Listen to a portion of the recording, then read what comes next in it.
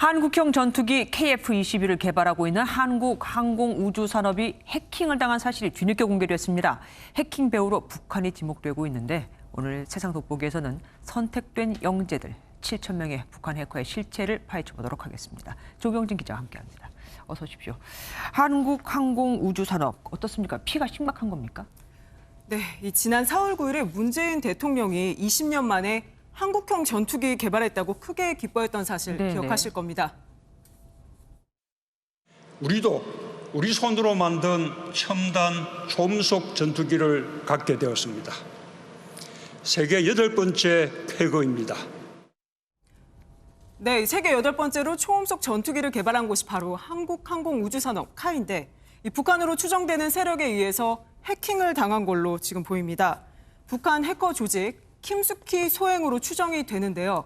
최신 국산 전투기 KF-21의 설계 도면을 탈취됐을 수도 있습니다. 네. 실제로 우리나라 공공기관이 매일 받는 사이버 공격이 160만 건 정도 되는데 그중에 90% 이상이 북한 해커들 소행으로 파악되고 있습니다. 90%면 뭐 막 해볼 테니까 한 건만 걸려라 뭐 거의 이런 수준입니다. 네. 얼마 전에는 세계적인 은행이나 기업들에서 또 돈을 탈취한 해킹 사건이 있지 않았었습니까? 네, 지금 제 뒤로 사진이 보이시죠? 미국이 공개 수배한 북한의 해커들의 사진입니다.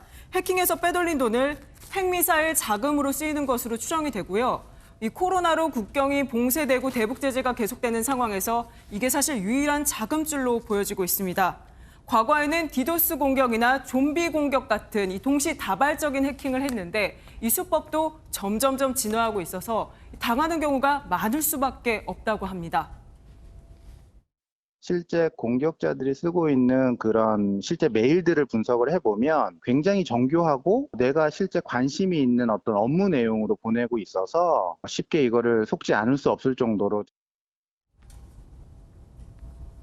네, 실제 지난달과 이달 초에 북한 해커들이 보내온 해킹 메일을 지금 보고 계십니다.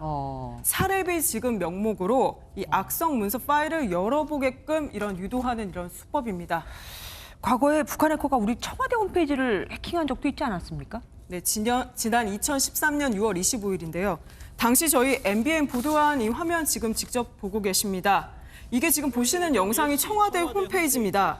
난데없이 통일 대통령 김정은 장군님 만세라는 문구가 이 홈페이지를 점령을 합니다.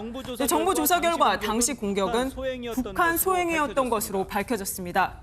사실 이 일이 있기 석 달 전쯤에 북한 해커들이 우리나라 언론사와 금융사를 공격을 해서 당시 방송사 한 곳은 갑자기 방송이 중단되는 초유의 사태를 겪기도 했습니다. 그랬죠.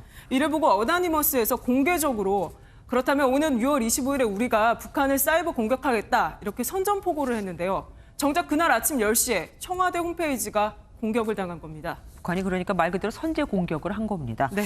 북한이 미국 영화사를 발칵 뒤집어 놓은 일도 있었죠. 네, 1년 뒤인 2014년도인데요. 미국에서 김정은 위원장 암살을 주제로 한 영화를 찍고 있었는데 북한이 발끈해서 이 영화사 전체 시스템을 초토화시켜버립니다. 와. 영화 개봉을 딱 한 달 앞둔 시점이었습니다. 그런데 영화는 개봉됐던 걸로 기억을 하는데요. 맞습니다. 당시 영화 원본이 이 별도로 보관돼 있어가지고 북한 해커들이 그걸 끝내 찾아내지 못했어요. 네. 그래서 플랜 B로 이 해킹을 해서 수집한 영화사 관계자들의 이 은밀한 정보 있잖아요. 그걸 가지고 개봉을 막아보려고 협박했지만 결국 통하지 않았습니다. 이쯤 되면 해커들의 실체가 정말 궁금해집니다. 한마디로 하면 선택된 영재들입니다. 어렸을 때부터 똘똘한 아이들을 선별을 해서 평양제일중학교, 금성제일중학교 같은 영재학교에 보냅니다. 졸업하면 김일성 종합대학이나 김책공업종합대학 같은 이런 엘리트 코스를 밟게 되고요. 북한 해커 조직이 4-5개로 지금 한 7천 명 수준이고요. 정찰총국에서 이 집중 관리하는 군인 신분입니다. 그래서 중국에 지금 거점을 두고 있습니다. 이들을 두고 전문가들이 양날의 칼이라고 그렇게 지금 말을 하는데 그 이유가 새로운 정보나 자유로운 세계에 대해서 눈을 뜨는 이 젊은 세대들이 사이버전을 담당하기 때문에 아무리 충성심을 검증을 하더라도 이게 무너질 수 있다는 겁니다. 지금은 뭐 사이버전으로 북한 이득을 보고 있지만 그러나 중장기적으로는 북한 내의 변화의 흐름으로 이어질 수도 있는 거죠. 해커들은 그러니까 사이버상에서 세상 돌아가는 걸 다 보고 있는 거잖아요. 네. 그걸 알면서도 이렇게 북한에서 열심히 해커 일을 한다? 북한 체제가 유지되는 게 정말 신기하기도 합니다. 지금까지 주 기자 수고 많이 했습니다.